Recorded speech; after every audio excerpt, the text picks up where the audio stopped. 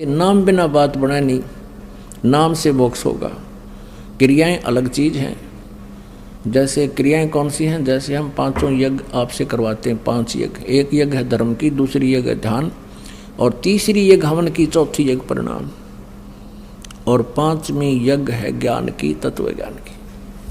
तो इन 5 यज्ञ ये क्रियाएं,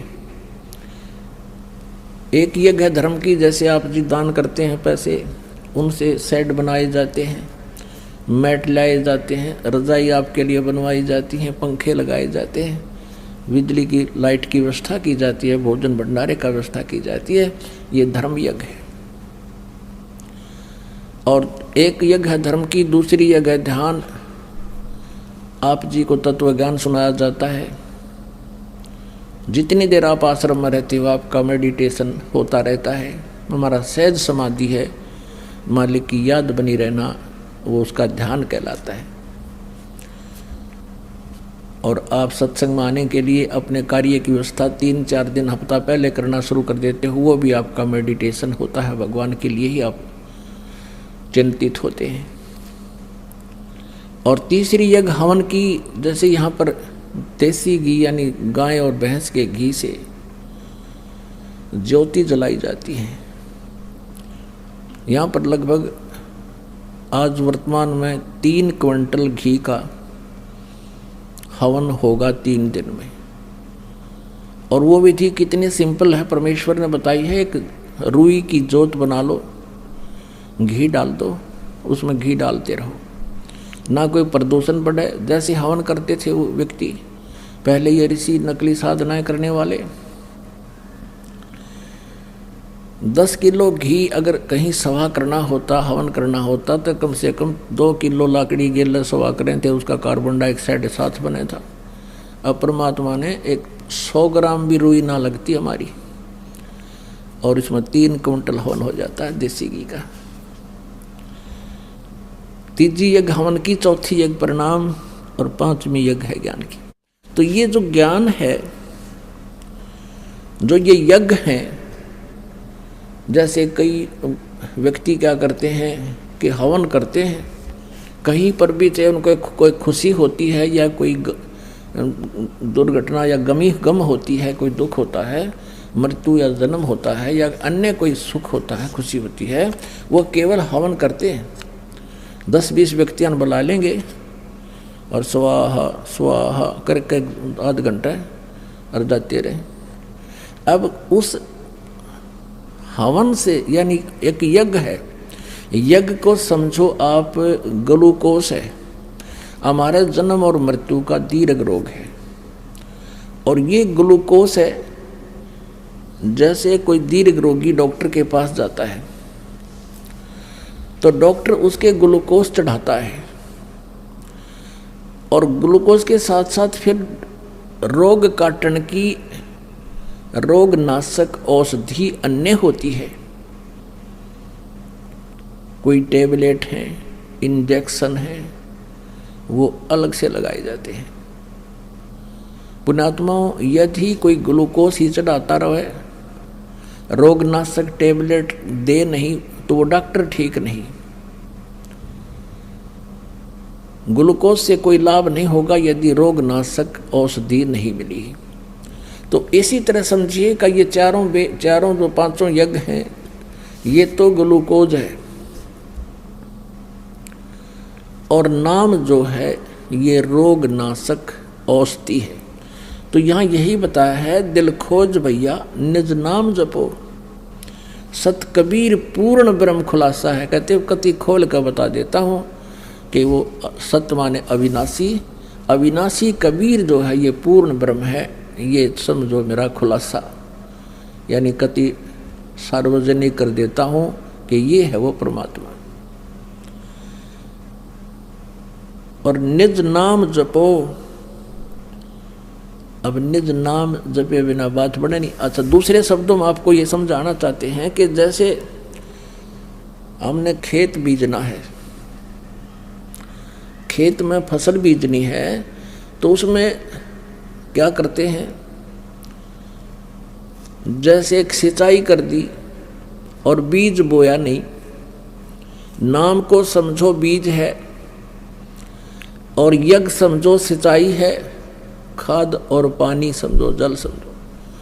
यदि खाद और पानी ही डालते रहे और बीज बोया नहीं तो व्यर्थ है। बीज बो के, जैसे हमने गेहूं प्राप्त करना है या आम का पौधा लगाना है, आम का पौधा बीज के, उसका बीज बीज के और फिर उसमें सिंचाई करें विधिवत, तो वो प्रोसीजर है सही। उससे फिर वो पौधा बनेगा, फिर आम बनेगा, फिर फल देगा। इसी प्रकार ये सच्चा नाम जिनके पास नहीं है और अन्य नाम लेकर के वो साधना करते हैं और ये पांचों यज्ञ नहीं करते, पहले तो उनका बीज गलत, क्योंकि आम के स्थान पर बबूल बो रखी है, उन्हें बीज रखी है। आम समझो ये 3 मंत्र का नाम ओम तत्सत, और बबूल समझो इनको छोड़ देकर अन्य जो भी जाप हैं वो सभी बबूल हैं।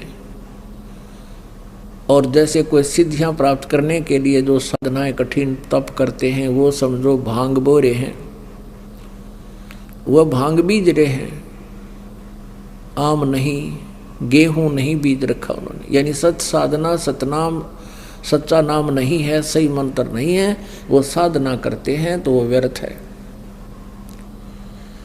अकाल मूर्त शब्द स्वरूपी राम सतपुरुष, ये धन धन सतगुरु सच्चा सौदा वाले देते हैं, सिरसा वाले। उसी में से एक ब्रांच निकली है जगमालवाणी में, वो केवल एक ही नाम देते हैं, धन धन सतगुरु तेरा ही आसरा, बस ये जपे जाओ। ये तो खिलौने दे रखे हैं आपको, खिलौने, आपका जीवन व्यर्थ किया जा रहा है। तो पुण्यात्माओं, जब तक हम सत साधना नहीं करेंगे हमें वो उपलब्धि नहीं हो सकती जिसके लिए हम प्रयत्नशील हैं। तो उसके लिए आप जी को परमात्मा ने अब कृपा की है, ये पूरा ज्ञान आपके सामने रूबरू करा दिया है, सभी सदग्रंथों में प्रमाण बताए हैं। अब आप जी को बताते हैं कि हम क्या साधना करते थे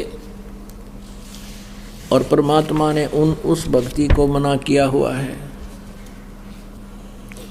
परमात्मा ने कहा है कि गुण तीनों की भक्ति में ये भूल पड़ो संसार, कहे कबीर निज नाम बिना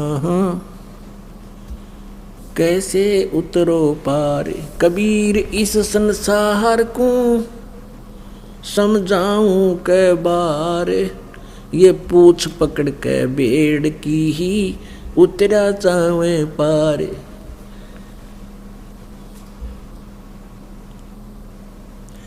बेड़ पूछ को पंडित पकड़े, ये बादो नदी बिहंगा। गरीब दास वो भवजल डूबे, जहाँ नहीं साध सत्संगा। भेड़ पूछ को पंडित पकड़े हुए हैं, और ये भादो नदी बिहंगा।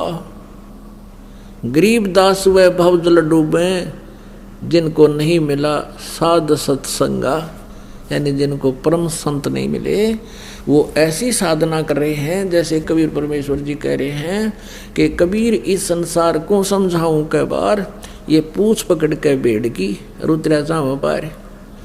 एक जैसे भादो के समय, भादो का महीना जो होता है उसमें वर्षा बहुत होया करती है, अब तो कुछ कम होगी, पहले तो बहुत वर्षा होया करती। सावन भादो में खड़े बरसा करते, और उसमें जो दरिया हैं वो लगभग 3-4 गुना विस्तार से भरकर और फ्लो कर बह कर चला करती थी। अब परमात्मा कहते हैं आप जी ने उस दरिया को पार करना, भादो नदी, भादो वाली नदी को, भादो के अंदर तो उसके अंदर पानी भरा होता है, और आपने साधन के अपना लिया, भेड़ की पूछ पकड़वा दी किसी ने, किया भेड़ तुझे इस दरिया से पार कर देगी, छोड़ियो मत। तो जो साधना हम कर रहे हैं तीनों गुणों की, रजगुण ब्रह्मा, सतगुण विष्णु, तमगुण शिव जी की, और अन्य देवी देवता भैरव भूत बैतालों की, और ब्रह्म तक की दुर्गा देवी की।